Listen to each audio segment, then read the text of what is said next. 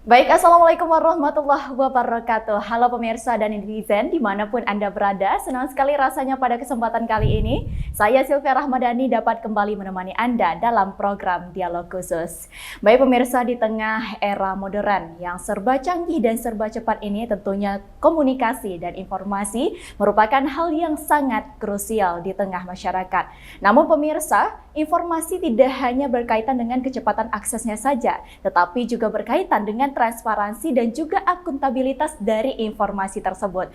Oleh karena itu pemirsa, Komisi Informasi kini hadir di tengah masyarakat untuk membantu masyarakat dalam mewujudkan hak-hak mereka untuk meraih transparansi, baik itu terkait mengenai informasi dari badan publik, terutama yang ada di Sumatera Barat. Oleh karena itu pemirsa, pada kesempatan kali ini kita akan berbincang langsung dengan narasumber yang sangat luar biasa pada kesempatan kali ini, yaitu Bapak Idam Fadli SIP, yaitu selaku Komisioner Komisi Informasi Sumbar. Mungkin langsung aja kita sapa. Halo, Assalamualaikum Bapak. Waalaikumsalam. Bagaimana kabarnya hari ini Pak? Sehat? Alhamdulillah baik. Alhamdulillah, terlihat sangat menawan sekali ya pada kesempatan hari ini Bapak. Bagaimana kesibukannya akhir ini Pak?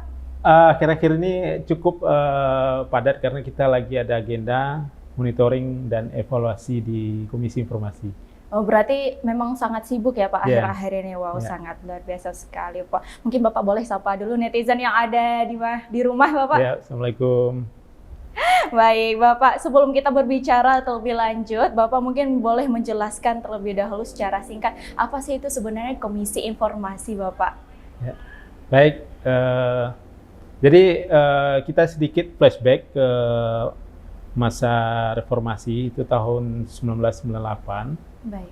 Itu sebenarnya suara masyarakat sipil untuk membentuk sebuah lembaga yang menjamin hak masyarakat terhadap informasi itu sudah dimulai sejak pasca reformasi. Artinya beberapa kelompok masyarakat sipil itu sudah mendorong pemerintah untuk membentuk lembaga atau semacam lembaga negara yang tujuannya untuk menjamin hak masyarakat. Nah, baru terwujud itu tahun 2008, di mana dibentuk Undang-Undang tentang Keterbukaan Informasi Publik, yaitu Undang-Undang 14 tahun 2008. Nah, baru saat itu ada jaminan untuk masyarakat dalam mengakses informasi publik di pemerintahan. Nah, setelah itu baru dibentuk Komisi Informasi. Komisi Informasi dibentuk untuk menjamin terlaksananya Undang-Undang Keterbukaan Informasi Publik untuk menjamin hak masyarakat ini. Nah, baru kemudian di Sumatera Barat sendiri baru dibentuk itu tahun 2014. 2014. Ya, Komisi Informasi. Sehingga Komisi Informasi saat ini sudah ada di seluruh provinsi di Indonesia. Tapi untuk kabupaten kota belum semuanya, karena dalam Undang-Undang Keterbukaan Informasi Publik itu hanya diwajibkan di tiap provinsi. Boleh kabupaten kota membentuk, tapi itu tergantung dari kepala daerah masing-masing. Artinya ini menyangkut tentang ketersediaan anggaran, karena bagaimanapun juga Komisi Informasi ini dibentuk oleh pemerintah daerah. Kalau Komisi Informasi Pusat dibentuk oleh Presiden, kemudian di provinsi itu dibentuk oleh Gubernur. Nah, makanya komisioner Komisi Informasi itu di-SK-kan oleh Gubernur Sumatera Barat. Oke, Ya, berarti jadi hari ini ya, sudah 11 tahun Komisi Informasi Sumatera Barat. jauh Sudah sekali periode yang ketiga. perjalanannya ya Pak. Ya. Jadi perjuangan itu 10 tahun untuk membentuk Komisi Informasi, untuk memperjuangkan hak-hak masyarakat dalam memperoleh informasi. Oke, kalau begitu Pak, apa sih peran Komisi Informasi ini di Sumatera Barat khususnya Bapak? Ya, jadi kalau kita mengacu kepada Undang-Undang 14 tahun 2008 itu, tugas pokok Komisi Informasi adalah menerima, memeriksa, kemudian memutus sengketa informasi publik. Jadi masyarakat yang merasa tidak puas terhadap permintaan informasi ke badan publik itu bisa melakukan gugatan ke Komisi Informasi. Kemudian tugas yang kedua adalah melakukan monitoring dan evaluasi kepada seluruh badan publik yang ada di daerahnya. Misalnya Sumatera Barat, tentu badan publik yang ada di Sumatera Barat. Nah, kemudian tugas yang ketiga adalah menetapkan standar layanan informasi publik. Jadi Komisi Informasi ini punya 3 tugas pokok sebetulnya, sama dengan punya fungsi legislatif, yudikatif, dan eksekutif juga. Legislatifnya, Komisi Informasi membuat standar layanan informasi publik, bahkan membuat juga peraturan Komisi Informasi, kemudian juga pengawasan terhadap badan publik yang terhadap pengelolaan informasi, kemudian juga yudikatif itu memutus sengketa informasi. Jadi Komisi Informasi juga bersidang memutus sengketa. Jadi komisioner itu menjadi majelis komisioner dan melakukan persidangan, melakukan mediasi terhadap para pihak yang bersengketa di Komisi Informasi. Jadi tugas pokoknya itu 3. Menerima pengaduan sengketa informasi, kemudian menetapkan standar layanan informasi publik, dan juga melakukan monitoring evaluasi setiap tahun kepada badan publik. Wah, luar biasa sekali tugas dari Komisi Informasi ini ya Pak. Nah, tadi kan salah satu tugas dari Komisi Informasi ini adalah memutus sengketa terkait dengan informasi dari badan publik atau dari pemohon ya Pak, dari masyarakat sendiri. Nah, kira-kira itu bagaimana sih alur penyelesaian dari sengketa informasi ini sendiri, dan apakah masyarakat khususnya di Sumatera Barat itu sudah paham mengenai mekanisme dari penyelesaian sengketa ini Bapak? Nah, ya, jadi terkait proses atau mekanisme sengketa informasi ini sangat panjang. Dimulai dari permintaan informasi kepada badan publik, yaitu masyarakat bisa memohon informasi kepada badan publik, yaitu memiliki waktu 10 hari. Jadi badan publik punya waktu 10 hari untuk menjawab permintaan informasi dari masyarakat dalam jangka waktu 10 hari. Kemudian jika tidak bisa memberikan jawaban dalam jangka waktu 10 hari tersebut, badan publik bisa meminta perpanjangan 7 hari.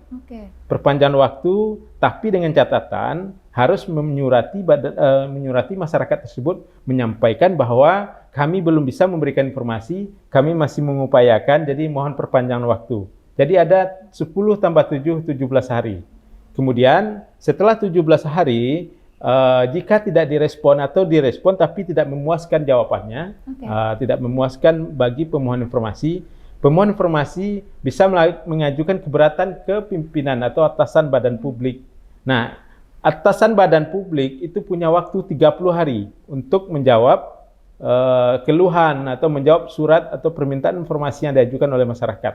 30 hari, ini dalam jangka waktu 30 hari tidak ada balasan atau tidak ada respon, atau dibalas tapi tidak memuaskan. Nah, masyarakat baru bisa mengajukan ke Komisi Informasi. Jadi rentang waktunya 14 hari. Hari terakhir dari 30 hari itu sudah 14 hari ke depan, itu masyarakat bisa mengajukan sengketa ke Komisi Informasi, mengadukan badan publik itu ke Komisi Informasi. Namun jika lewat 14 hari itu tidak bisa dilayani, tidak bisa diregister. Nah, setelah melewati proses itu kemudian baru dilaporkan ke KI, dan petugas panitera di Komisi Informasi nanti melakukan register dan mendaftarkan gugatan tersebut.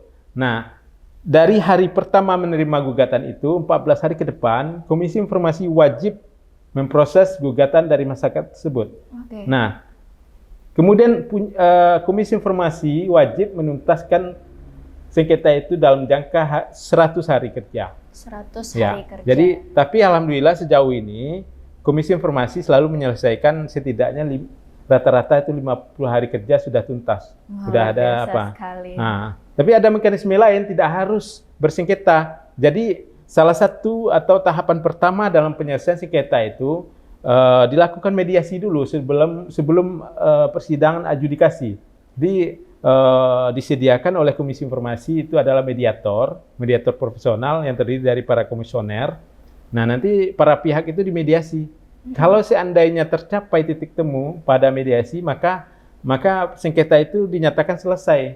Dilakukan putusan dalam bentuk putusan majelis komisioner. Tapi jika gagal, maka dilanjutkan persidangan adjudikasi dalam agenda pembuktian. Nah, itu yang harus diselesaikan dalam 100 hari kerja. Terkait dengan mekanisme tersebut, apakah masyarakat terutama di wilayah Sumatera Barat itu sudah cukup paham Pak dengan mekanisme tersebut? Nah, barangkali mungkin ini persoalannya, karena dari pengamatan kami itu belum banyak masyarakat mengetahui tentang mekanisme penyelesaian sengketa informasi ini. Buktinya banyak di antara sengketa informasi yang diajukan ke KI itu gugur. Gugur artinya tidak memenuhi syarat, tidak memenuhi legal standing. Karena dalam regulasi yang diatur itu, jangka waktu itu harus tepat. Seperti yang saya sampaikan tadi, itu ada 10 hari kerja, permintaan informasi, kemudian tambah 7 hari perpanjangan, kemudian tambah 30 hari masa keberatan ke atasan PPID, kemudian 14 hari dikadukan ke Komisi Informasi. Nah, itu yang masyarakat tidak paham, sehingga terlalu cepat atau terlalu lambat, sehingga membuat sengketa itu prematur kalau terlalu cepat, kalau terlalu lama kadaluarsa. Nah, itu tidak bisa dilanjutkan ke agenda pembuktian, sehingga Majelis Komisioner itu melakukan putusan sela, dan otomatis sengketa yang diajukan masyarakat gugur, tidak bisa dilanjutkan. Nah, itu barangkali tantangan bagi kami, Komisi Informasi, untuk bagaimana Komisi Informasi atau Undang-Undang Keterbukaan Informasi Publik ini dipahami betul oleh masyarakat, khususnya oleh badan publik sendiri, sehingga bisa memberikan pelayanan terbaik dalam pengelolaan informasi untuk masyarakat. Nah, insya Allah kita di Komisi Informasi terus mendorong, melakukan sosialisasi juga kepada masyarakat agar ini dipahami regulasi yang ada ini. Oke Bapak, tadi kan terkait dengan mekanisme Pak. Nah, namun masyarakat memang masih sedikit belum paham mengenai mekanisme itu sendiri. Nah, kira-kira apa aja sih Pak program-program yang dilakukan oleh Komisi Informasi di wilayah Sumatera Barat ini sendiri untuk meningkatkan kesadaran masyarakat mengenai hak mereka terhadap informasi publik sendiri, dan juga meningkatkan kesadaran mereka terhadap mekanisme-mekanisme yang ada di Komisi Informasi sendiri Bapak? Ya, kami di Komisi Informasi selalu proaktif melakukan sosialisasi kepada masyarakat, baik kepada masyarakat umum seperti nagari, desa, kemudian juga kepada perguruan tinggi, kepada lembaga pendidikan seperti sekolah, untuk melakukan sosialisasi tentang adanya Undang-Undang 14 tahun 2008 tentang keterbukaan informasi publik di negara kita, sehingga masyarakat bisa memanfaatkan undang-undang itu. Kemudian juga kita lakukan kerjasama dengan beberapa universitas dan juga sekolah SMA di Sumatera Barat, itu membentuk 2000 duta keterbukaan informasi publik. Nah, jadi duta-duta ini yang kita tunjuk ini, yang kita SK-kan, kita lantik ini menjadi agen perubahan dalam keterbukaan informasi publik. Artinya mereka harus proaktif di lingkungannya untuk menyampaikan bahwa kita saat ini ada Undang-Undang Keterbukaan Informasi Publik, sehingga mereka proaktif melakukan sosialisasi juga di lingkungan mereka masing-masing, baik di sekolah maupun di lingkungan mereka tempat tinggal. Kemudian kita juga melakukan sosialisasi kepada nagari, desa, dan juga kepada organisasi masyarakat seperti organisasi kepemudaan, tokoh masyarakat, tokoh agama, dan juga komunitas-komunitas yang ada di Sumatera Barat. Bahkan kita juga melakukan event Baralek Gadang namanya, itu kita mengundang unsur-unsur masyarakat kemarin di Payakumbuh. Bahkan hadir ratusan masyarakat kita undang. Nah, di sana kita sampaikan, kita sosialisasikan bahwa saat ini kita sudah memiliki Undang-Undang Keterbukaan Informasi Publik yang menjamin hak masyarakat dalam memperoleh informasi. Kemudian kita juga lakukan sosialisasi di media, kita juga menulis. Kita masing-masing komisioner aktif juga menulis tentang keterbukaan informasi publik. Itu adalah salah satu bentuk upaya kami melakukan edukasi kepada masyarakat tentang keterbukaan informasi publik. Oke, berarti nggak hanya yang tua aja, tapi Gen Z juga cukup berperan ya Pak terhadap keterbukaan informasi publik sendiri. Karena 2045 menuju generasi emas ya Pak, Gen Z juga akan sangat berpengaruh ya Pak. Yeah. Nah, kemudian Bapak, sekarang kita fokus sedikit nih Pak ke Kota Padang, kota tercinta Bapak. Nah, bagaimana Bapak melihat Kota Padang ini terkait dengan kepatuhannya terhadap Undang-Undang Keterbukaan Informasi Publiknya sendiri Pak? Ya, kalau khusus untuk Kota Padang, saya pikir sebetulnya Kota Padang sudah lebih dulu sebenarnya. Bahkan Kota Padang sudah memiliki peraturan daerah atau perda tentang keterbukaan informasi publik jauh sebelum adanya Komisi Informasi. Karena Kota Padang memiliki perda tentang keterbukaan informasi publik tahun 2011. Sementara Komisi Informasi baru terbentuk tahun 2014. Artinya jauh sebelum Komisi Informasi itu ada di Sumatera Barat, Kota Padang sudah punya regulasi atau landasan hukum, payung hukum untuk menjamin hak masyarakat dalam memperoleh informasi. Nah, kemudian juga Pemko Padang juga punya Perwako tahun 2019 tentang pedoman pelayanan informasi dan dokumentasi. Nah, dari situ kita bisa melihat bahwa Pemko Padang sebetulnya punya komitmen yang jelas terhadap keterbukaan informasi publik. Namun tentu saat ini dalam perkembangannya kita lihat mungkin ada pergantian pimpinan atau apa faktor lainnya. Saya lihat Pemko Padang sedikit tertinggal dari daerah lain untuk saat ini, tapi masih kalau istilahnya masih di papan tengah. Oke, Ya. masih berada di papan tengah, Ya. papan aman ya. Papan aman. Oke, nah tadi kan Komisi Informasi juga memiliki beberapa tugas lain menyelesaikan sengketa ya Pak. Nah kira-kira apakah ada mekanisme penilaian untuk badan publik sendiri Bapak? Ya, memang kita salah satu tugas utama Komisi Informasi adalah melakukan monitoring dan evaluasi terhadap seluruh badan publik yang ada di wilayahnya.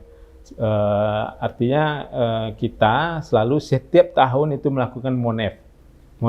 Jadi seluruh badan publik khusus tahun ini kita lakukan MONEF di 428 badan publik. Mulai dari instansi vertikal, kabupaten kota, kemudian BUMDes, BUMD, kemudian juga sekolah, dan OPD, Pemprov Sumbar, dan juga lembaga seperti BPS, Bawaslu, KPU. Nah, kita lakukan monitoring dan evaluasi setiap tahun. Itu masing-masing per kategori. Jadi ada 11 kategori yang kita monitoring, mulai dari OPD, lembaga vertikal, OPD, kabupaten kota, dan juga pengadilan negeri, pengadilan agama. Jadi seluruh badan publik kita lakukan evaluasi. Karena ini tugas kita yang dijamin oleh undang-undang untuk dilakukan setiap tahun. Karena bagaimanapun juga, sepanjang lembaga itu menerima anggaran APBD atau PBN dalam personalnya itu wajib atau bisa kita kategorikan sebagai badan publik dan harus mau dievaluasi dan diawasi. Sehingga tahun ini kita saat ini sedang lakukan MONEF untuk tahun 2025 dan saat ini sudah memasuki tahap pengisian kuesioner. Jadi seluruh badan publik itu mengikuti MONEF dan ada beberapa tahapan yang wajib diikuti oleh badan publik, mulai dari pendaftaran, kemudian pengisian kuesioner dan verifikasi, masa perbaikan dan masa sanggah, kemudian nanti ada presentasi, visitasi, dan juga terakhir nanti itu adalah malam anugerah pengumuman peringkat badan publik hasil MONEF Komisi Informasi. Nah, itu tahapannya berjalan maraton. Nanti bisa badan publik mengikuti tahap per tahap. Nanti di akhir di bulan Oktober kita akan umumkan, kita akan berikan penghargaan bagi badan publik yang informatif. Nah, untuk predikatnya itu ada 4, mulai dari tidak informatif, kemudian belum informatif, kurang informatif, kemudian menuju informatif dan informatif. Nah, informatif ini predikat paling tinggi yang bisa disandang oleh badan publik. Nah, mereka harus punya nilai 90 ke atas baru bisa meraih predikat informatif. Nah, untuk badan publik di Sumatera Barat itu masih minim yang memiliki predikat informatif. Nah, ini menjadi tantangan bagi kita bagaimana tahun ke tahun terjadi peningkatan badan publik yang informatif. Karena ini menjadi tugas utama dari Komisi Informasi. Jadi PR besar juga bagi Komisi Informasi ya Pak? Ya, betul. Nah, berbicara mengenai peringkat nih Pak, bagaimana Bapak memandang Kota Padang ini sendiri, apakah Kota Padang itu terjadi peningkatan setiap tahunnya Pak? Apakah Kota Padang sudah menuju ke badan publik yang informatif Pak? Ya, kalau kita amati, karena saya baru masuk di KI itu mulai tahun 2024, tapi saya flashback ke tahun 2023. Kalau saya lihat itu tahun 2023 itu Kota Padang itu peringkat 11. Artinya masih dalam kategori menuju informatif. Kemudian tahun 2004 itu naik ke peringkat 6. Tapi masih predikat menuju informatif, belum tembus ke informatif. Karena dia nilainya masih 83. Untuk menjadi informatif itu 90 minimal. Jadi ini tantang bagi Pemko Padang, bagaimana ini bisa ditingkatkan terus sehingga menjadi badan publik yang informatif, yang layak diapresiasi. Barangkali ini menjadi tantangan baru bagi kepala daerah yang baru saja terpilih. Oh. Bapak Fadli Amran. Kemudian Bapak, apakah peran dari PPID Kota Padang sendiri sudah berjalan dengan maksimal untuk saat sekarang, Bapak? Ya, kalau kita mengacu atau kita berkaca dari hasil Monef yang terbaru ya, yang 2024, karena yang 2025 kan masih dalam proses. Peringkat 6 menuju informatif, artinya masih banyak PR yang harus dipenuhi atau yang dilakukan oleh PPID utama Pemko Padang. Nah, sebagai ibu kota provinsi, etalase Sumatera Barat, nah ini tantangan besar bagi Pemko Padang, bagaimana Pemko Padang seharusnya menjadi pionir, menjadi langganan juara sebetulnya, menjadi teladan. Karena bagaimanapun juga dengan dengan anggaran yang cukup memadai dibanding daerah lain, tentu ini memudahkan dalam mengelola atau memberikan pelayanan terbaik dalam informasi untuk masyarakatnya. Nah, ini saya harapkan mudah-mudahan tahun 2025 ini ada peningkatan minimal 3 besar. Nah, beberapa indikator yang harus dipenuhinya, saya pikir dari tahun ke tahun itu saja yang harus yang harus dipenuhi. Karena regulasinya tidak berubah. Artinya dari tahun ke tahun indikator kriteria yang dibutuhkan saat kita monef itu tetap sama. Sehingga tidak ada alasan sebetulnya badan publik tidak bisa mengevaluasi atau memperbaiki dari tahun ke tahun. Misalnya tahun ini yang kurang. Nah, tahun depan kan bisa diperbaiki karena regulasinya masih itu juga. Artinya belum berubah regulasinya. Bisa diperbaiki, harus ada peningkatan tahun ke tahun. Tapi saya optimis tahun ini Pemko Padang ada peningkatan karena di bawah kepemimpinan Pak Fadli Amran, beliau sangat konsen saya lihat untuk keterbukaan informasi publik. Dan bahkan Pak Fadli Amran sudah ada inisiatifnya untuk membentuk Komisi Informasi di Kota Padang. Wah, sangat luar biasa sekali ya Pak. Pemirsa, masih banyak hal-hal menarik lain yang perlu kita bahas setelah ini bersama Bapak dari Komisioner Komisi Informasi Sumatera Barat. Namun pemirsa, kita akan membahas setelah pesan-pesan berikut ini.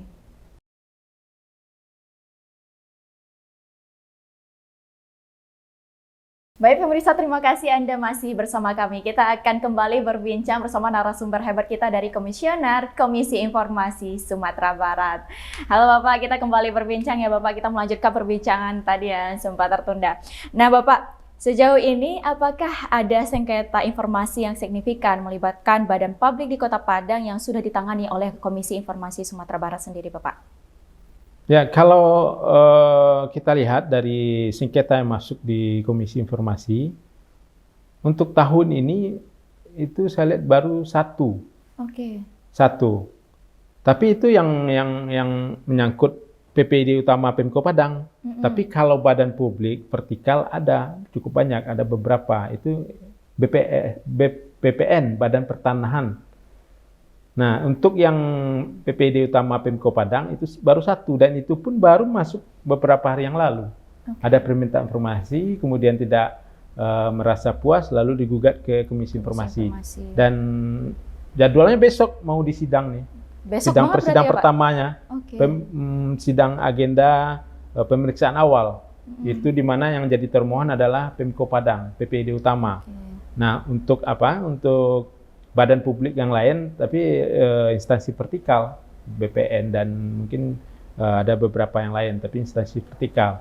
Nah, ini tentu menjadi pertanyaan, apakah rendahnya sengketa informasi yang melibatkan badan publik itu mencerminkan masyarakat sudah puas dengan informasi yang diberikan atau dengan keterbukaan informasi, atau masyarakat tidak tahu sama sekali tentang keberadaan Undang-Undang Keterbukaan Informasi Publik, tentang keberadaan Komisi Informasi.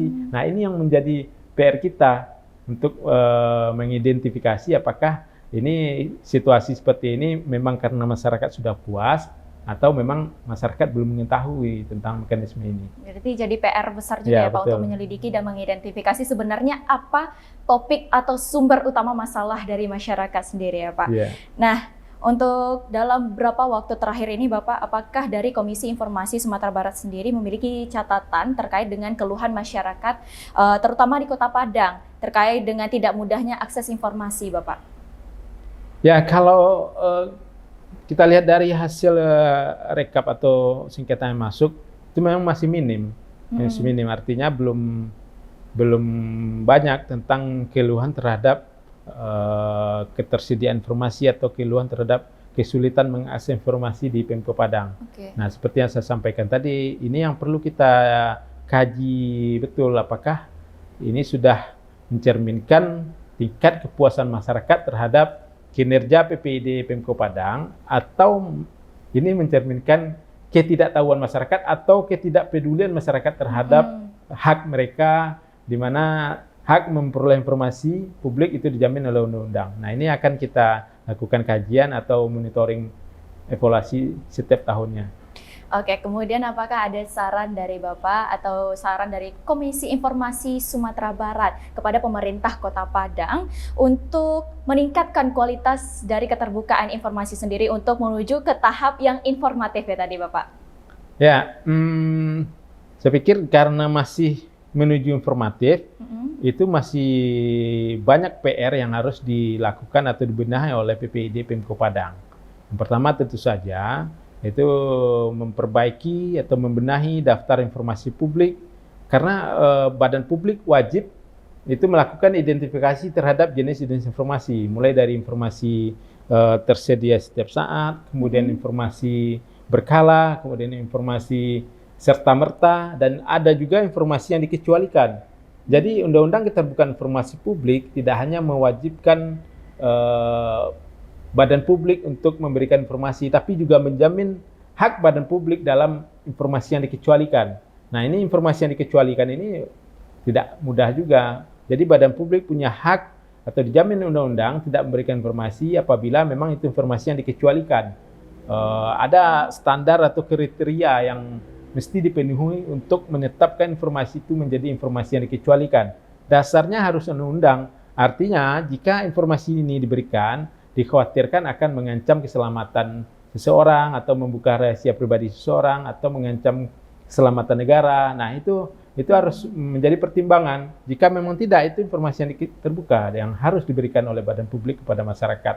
Nah, kemudian PPD utama Pemko Padang juga harus melakukan sosialisasi atau penguatan terhadap PPID pelaksana. Nah, jadi begini, PPID utama itu adalah PPID utama itu di leading sektornya itu Kominfo. Nah, dia punya kewajiban untuk melakukan edukasi atau mengkoordinasikan PPID pelaksana yang ada di OPD. Karena di Pemko Padang itu banyak OPD. Nah, masing-masing OPD wajib punya PPID. Jadi PPID utama wajib melakukan atau membimbing PPID pelaksana yang ada di OPD. Nah, ini yang harus diperkuat sehingga PPID pelaksana juga punya semangat keterbukaan informasi publik yang sama dengan PPID utama. Kemudian tentu saja seperti yang kita sampaikan tadi, sebaiknya Pemko Padang membentuk komisi informasi karena ini adalah ujung tombak atau lembaga yang menjamin keterbukaan informasi publik di daerah tersebut, sehingga memang hak masyarakat itu betul-betul dipenuhi dan ada sebuah lembaga yang bisa menjadi tempat pengaduan bagi masyarakat dalam menggugat badan publik yang tidak bersedia memberikan informasi yang tertutup. Barangkali itu yang harus dilakukan oleh Pemko Padang. Pemerintah Kota Padang sendiri. Kemudian Bapak, bagaimana sih cara dari Komisi Informasi Sumatera Barat sendiri dengan pemerintah Kota Padang bersinergi lebih baik lagi dalam mensosialisasikan pentingnya keterbukaan informasi terutama kepada masyarakat dan juga pegawai yang ada di lingkungan pemerintahan? Ya, nah Pemko Padang dalam hal ini PPD utamanya, saya pikir harus betul-betul berkomitmen dalam menjamin keterbukaan informasi publik. Tapi tidak cukup dengan hanya retorika atau secara lisan atau hanya bicara. Tapi harus dibuktikan dengan keberpihakan terhadap keterbukaan informasi publik melalui anggaran, penyediaan anggaran.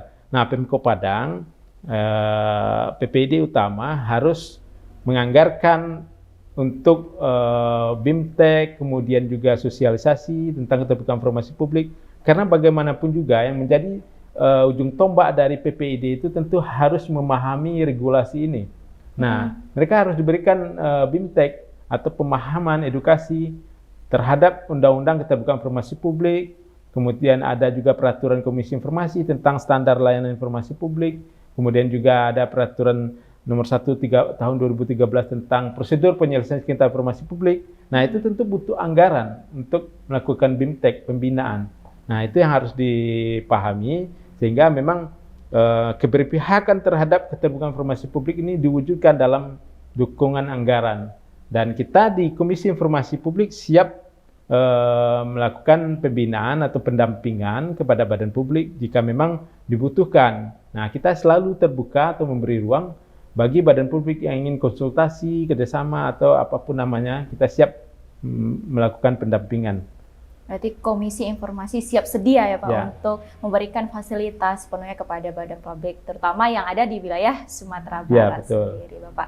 Nah, terakhir sebelum kita tutup perbincangan kita pada kesempatan kali ini, mungkin Bapak ada closing statement untuk pemirsa atau netizen yang ada di rumah? Ya, baik. Barangkali yang perlu kita pahami atau masyarakat pahami adalah saat ini kita, bangsa Indonesia sudah memiliki Undang-Undang Keterbukaan Informasi Publik. Nah, undang-undang ini menjamin hak masyarakat dalam memperoleh informasi. Nah, jika memang nanti masyarakat mengalami kendala atau tidak memperoleh informasi yang diminta di badan publik, masyarakat bisa melakukan sengketa atau menggugat badan publik itu ke Komisi Informasi. Tapi harus dipahami dulu, mekanismenya diatur dalam undang dan juga peraturan Komisi Informasi nomor 1 tahun 2021 tentang standar layanan informasi publik. Nah, ini harus dipahami sehingga tidak pengaduan yang dilakukan tidak sia-sia karena nanti tidak legal standingnya tidak terpenuhi. Makanya masyarakat harus memanfaatkan keberadaan undang-undang ini dalam memperoleh atau mengakses informasi publik. Karena bagaimanapun juga informasi publik ini penting sebagai bentuk partisipasi bagi masyarakat dalam mengawal proses pembangunan atau roda pemerintahan yang ada di lingkungan kita. Nah, informasi publik ini juga menjadi hak dasar atau hak asasi manusia yang dijamin dalam Undang-Undang Dasar. Nah, kita semua berhak tahu, Anda berhak tahu, kita harus bersama-sama mengkampanyekan keterbukaan informasi publik di lingkungan kita masing-masing. Barangkali itu. Oke, sangat luar biasa sekali ya Pak. Oke pemirsa, demikianlah perbincangan kita pada kesempatan kali ini dengan Bapak Idam Fadli selaku komisioner dari Komisi Informasi di wilayah Sumatera Barat. Diharapkan ke depannya masyarakat terutama yang berada di wilayah Sumatera Barat lebih melek akan hak-hak mereka terhadap keterbukaan informasi publik sendiri, karena udah ada undang-undangnya juga ya Pak, undang-undang mengenai keterbukaan informasi publik. Semoga ke depannya masyarakat akan menjadi lebih paham, dan untuk Gen Z itu tidak hanya terbatas untuk generasi muda aja ya Pak. Betul. Generasi tua pun juga sangat berpengaruh sekali ya Pak. Ya. Nah, kedepannya semoga masyarakat dan juga Gen Z yang akan nantinya berperan penting dalam generasi emas 2045 dapat memahami keterbukaan informasi publik sendiri. Demikianlah perbincangan kita pada kesempatan kali ini. Wassalamualaikum warahmatullahi wabarakatuh.